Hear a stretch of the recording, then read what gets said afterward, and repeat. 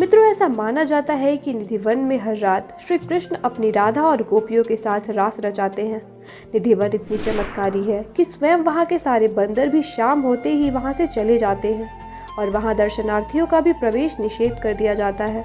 मित्रों, कहा जाता है कि निधि वन में रास होते हुए आज तक किसी ने भी नहीं देखा।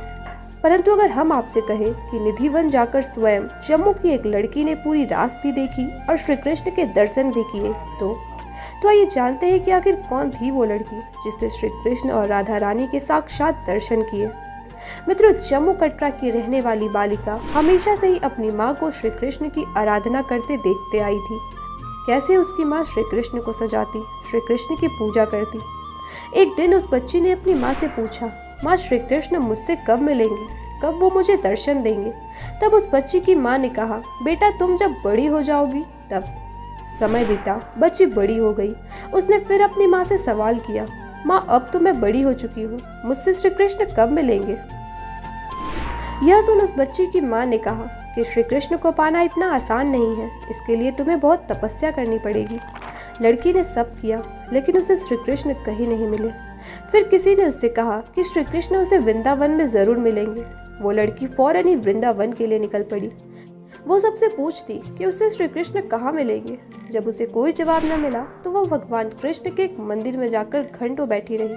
सबने उससे कहा कि बेटा घर जाओ, पर वो नहीं मानी, अपनी जिद पर अड़ी रही। उसके जिद को देख एक बूढ़े आदमी ने उससे कहा कि बेटी तुम्हें श्री कृष्ण वृंदावन के निधि वन में जरूर मिलेंगे। तुम वहाँ जाओ जहाँ श्री कृष्ण हर रात अपनी गोपियों के साथ रास रचाया करते हैं। बालिका उनकी बात मान निधि वन चली गई और उस रात ही एक झाड़ी के पीछे छुप गई। आधी रात होते ही उस बालिका ने देखा कि निधि वन की सारी झाड़ियां गोपियों में बदल गई और श्री कृष्ण प्रकट हुए। यह देख वो बालिका खुद को रोक न सकी और श्री कृष्ण से पूछ लिया कि श्री कृष्ण उसे क्यों नहीं दिखते।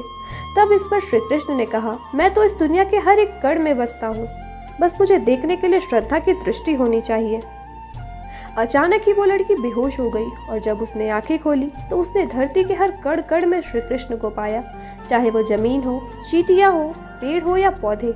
और तब से लेकर जन्म जन्म तक वह लड़की श्री कृष्ण की भक्त बन गई। वो लड़की और कोई नहीं, स्वयं मीरा थी। वो मीरा जिसे लोग आज श्री कृष्ण की परम भक्त और पुजारिन भी कहते हैं। राधे राधे, धन्यवाद।